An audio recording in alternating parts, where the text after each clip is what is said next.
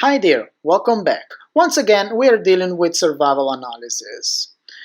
In this lesson, I would like to introduce another class of models that we can use to estimate the survival function of a random variable, and this class goes under the name of accelerated failure time models.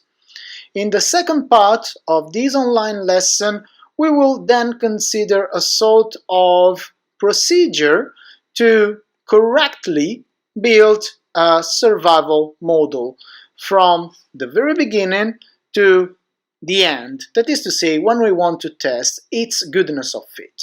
Naturally, in this class, I will be quite general. More details are on the course platform as usual. Accelerated failure time models are a family of essentially parametric models that start from the consideration that the random variable capital T cannot be negative.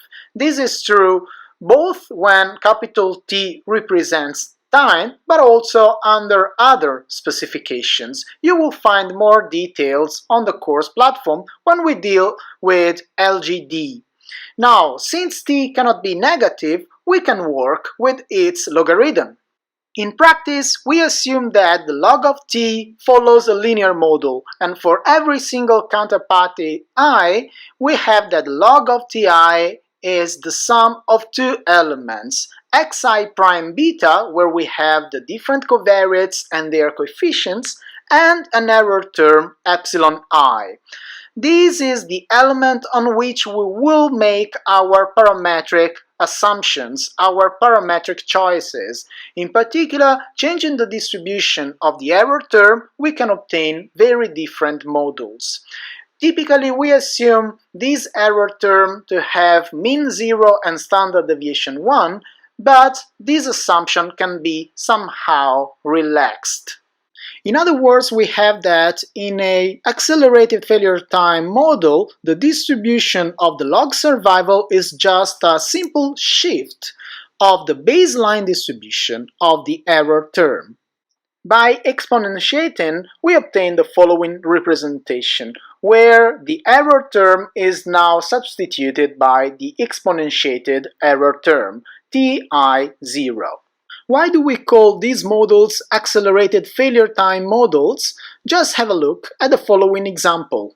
Consider two types of companies, such that we can give the following two AFT representations. Now notice that in both cases the exponential terms x of x prime beta is nothing more than a multiplicative term for the exponentiated error terms represented by the capital T's, T1, 0 and T2, 0. And remember that the error term is exactly the object on which we make our parametric choices. Now, if we assume that the multiplicative term of the companies of type 2 is 2 times the one for the companies of type 1, essentially we are saying that the default time of a company of type 1 is half of that of a company of type 2.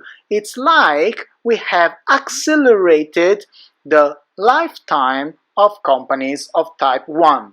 AFT models are typically easier to estimate than proportional hazard models, but they are also less flexible. The estimation of accelerated failure time models is performed using generalized linear models. Naturally, the actual model we are estimating depends on our parametric assumptions on the error terms. For example, if we assume normally distributed error terms, what we are dealing with is nothing more than a log-normal regression. Why log-normal? Because the normally distributed error terms are affecting the log of t. Now, in the case of no censoring, AFT are easily estimated, and it's really the use of generalized linear models. Most problems arise when we are considering censored observations. In that case, depending on the parametric assumptions, it can be difficult to obtain the parameters of the model. In the case of normally distributed errors, this is not a big deal because we can rely on the so-called Tobit regression, which is quite common in economics. A quite general and interesting model is the one we obtain by assuming that the error terms follow a so-called extreme value distribution. You can see the CDF on your screen. Please notice that in this case mu and sigma are not the mu and sigma of a normal distribution. We are not speaking about the mean and the standard deviation, but mu is known as location parameter and sigma is the so-called scale parameter. For what concerns xi, xi is the shape parameter, that is to say the parameter governing the tail of the extreme value distribution and also governing the possibility, the probability of extreme events. Now, if we assume errors to be EVD distributed, what we have, we can generate a lot of different linear models depending on the parameters of the extreme value distribution, which is actually a family of distributions. We can obtain exponential regression, we can obtain Weibull regression, log logistic regression, and so on. Now, assume that we have in mind a model that we want to estimate on actual data. This model can be whatever type of model, can be a proportional hazard model, can be an AFT, other types of models, is not important. The procedure we are going to see, it's always the same. In the last minutes of this class, I want to share with you some steps that we should follow in order to obtain a satisfactory model, a model that can be reliable and that we can trust when making our evaluations and predictions. A first simple but fundamental and very often underestimated step is to verify if the basic assumptions of our model are satisfied. This can be done using graphical and heuristical tools. Now, assume for example that we think that our data somehow follow a proportional hazard model with Weibull intensity. Why don't we use a Weibull plot just to check if the basic assumptions are satisfied or not? Remember that estimating a given model on the wrong data is totally useless, if not dangerous. We can then estimate our model. We will obtain a series of estimates with their standard errors, their p-values, their critical values. What we have to do is to remove the not significant quantities.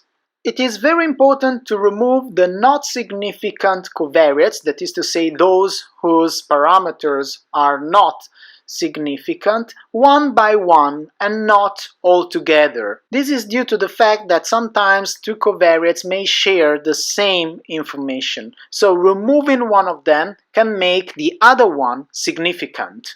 At a certain point we will remain with all covariates that are significant. Should we stop here? In reality, no. It would be nice to see if we can still remove some of the covariates, some of the surviving covariates, or if we can aggregate them in some way. Why? Because we are looking for a model which is good in terms of fitting, but that is also parsimonious, that is to say without too many covariates, without too many parameters. We want something which is strong and simple. Using model selection, that is to say relying on quantities like the Akaike information criterion, the BIC, and the likelihood ratio, we can decide if one of the significant covariates can be safely removed or not from the model. Typically, we compare the model with the covariate and the model without the covariate, and looking, for example, at the Akaike criterion, we see which of the two has the best value for the criterion, and we choose that one. After removing all the covariates we can remove, we can come back and try to add new covariates. Typically, we can look for interactions by adding the product of two or more covariates. In order to select the best model, again, we use selection procedures based on the Akaike criterion and so on.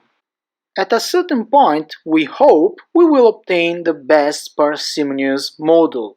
What we have to do is to test its goodness of fit by comparing the estimated survival function we obtain from the model with the empirical one. And typically we can approximate the empirical one using the Kaplan-Meier estimator. Now, we can do this comparison visually or, to be more rigorous, using goodness of fit procedures like, for example, the Kolmogorov-Smirnov test. As I told you before, on the course platform you will find extra materials on the things we have been discussing together in this video lesson. For the moment I stop here. Thank you for your attention. Goodbye.